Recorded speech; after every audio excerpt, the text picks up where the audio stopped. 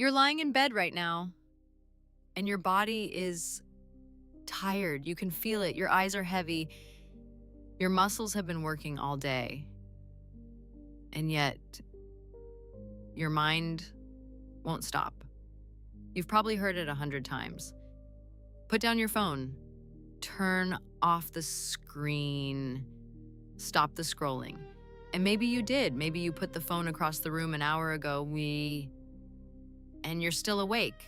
So if it's not the phone, what is it? That's exactly what I want to talk to you about tonight. Because the real reason most people can't sleep has nothing to do with screens. It goes much deeper than that. I'm a physician. I've spent years studying how the brain behaves at night, how the nervous system shifts after dark, and why so many people, intelligent, hardworking, exhausted people, simply cannot fall asleep, even when everything around them is quiet. And what I found over and over again is that the body is not the problem. The brain is not broken. What's happening is actually a very precise biological response that your nervous system learned to trigger in order to protect you. Let me explain. When your brain perceives a threat, real or imagined, it activates the sympathetic nervous system. This is what scientists call the fight or flight response. Your heart rate increases slightly. Your cortisol levels rise. Your mind becomes alert, scanning for danger. This system was designed for survival. Thousands of years ago, it kept humans alive at night, when predators were real, when darkness meant danger. But here's the problem. Your nervous system cannot tell the difference between a lion in the dark and a thought about tomorrow's meeting. To your brain, stress is stress, threat is threat.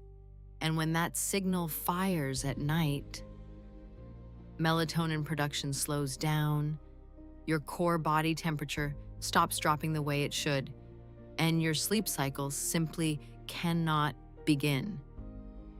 Not because you did anything wrong, not because of your phone, but because your nervous system believes right now that it is not safe to sleep.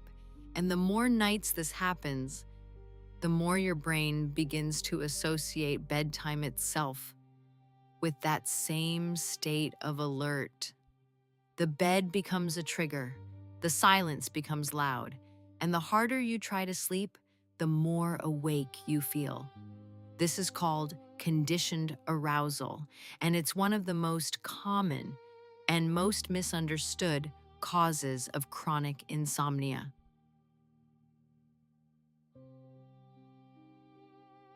Here's what most people do when they can't sleep. They try harder. They check the clock. They calculate how many hours they have left. They think about how tired they'll be tomorrow. They replay the day. They rehearse conversations. They worry about worrying. And with every passing minute, the brain receives one clear message. This is not safe. Stay alert. What you may not realize is that this loop has a name. Sleep scientists call it hyperarousal.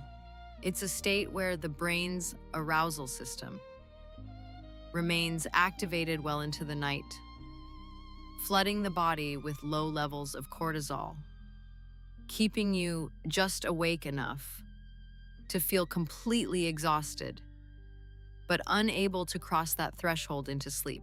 It is not weakness.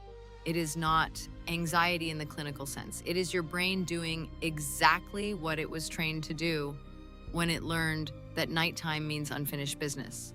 So what do you do instead? You stop fighting. I know that sounds simple, but the science behind it is significant. When you stop trying to force sleep and instead shift your nervous system into a parasympathetic state, your body does what it was biologically designed to do. It rests, it recovers, it sleeps.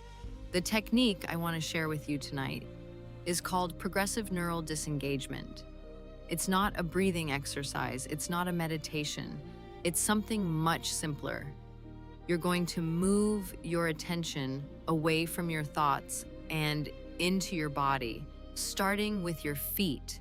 I want you to feel the weight of your feet right now, not move them, not tense them, just notice them.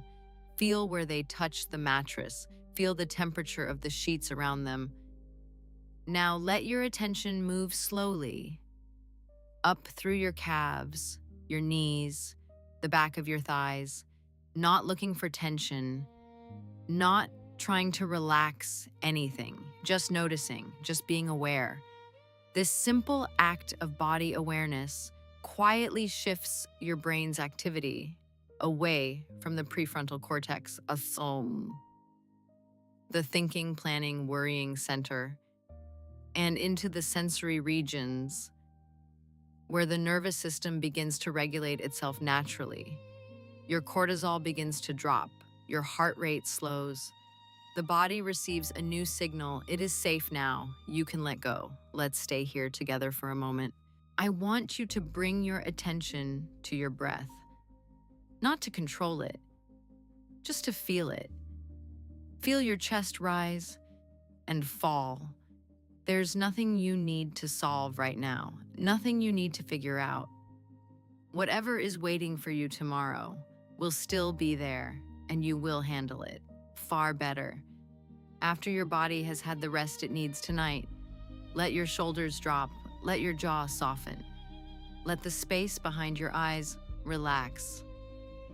Now bring your attention back to your body, starting from the top of your head, moving slowly, like warm water, flowing down through your forehead, your temples, the back of your neck, your shoulders, your arms, all the way down to your fingertips. Feel the weight of your body against the mattress. You don't need to hold yourself up anymore. The bed is holding you. Let your hips sink a little deeper. Let your legs feel heavy and still and warm. Your nervous system is slowing down right now.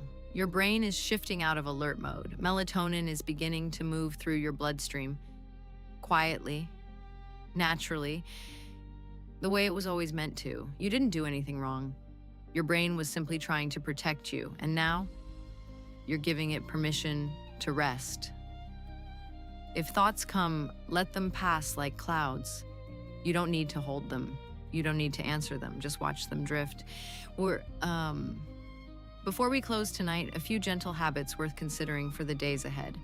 In the early evening, try to reduce harsh overhead lighting. Soft, warm light signals to your brain that the day is ending. It supports your natural melatonin rhythm without any supplements needed.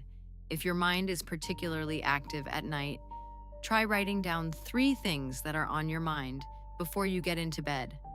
Not to solve them, just to acknowledge them. Research in behavioral sleep medicine shows that this simple act of externalizing worry significantly reduces nighttime cognitive arousal.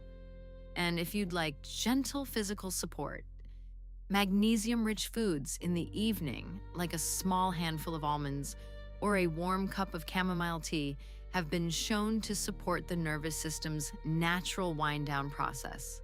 Nothing dramatic, just gentle signals to the body that the night is safe and rest is welcome. You are not broken. You are not failing at sleep. You are a human nervous system that learned to stay alert because at some point it needed to. And tonight, you're learning something new, that you are safe here, that the night is quiet, that rest is yours. Let your eyes stay closed. Let your breathing be slow. Let your body be still. You don't need to do anything else tonight. Just rest. I'll be here again when you need me. Good night.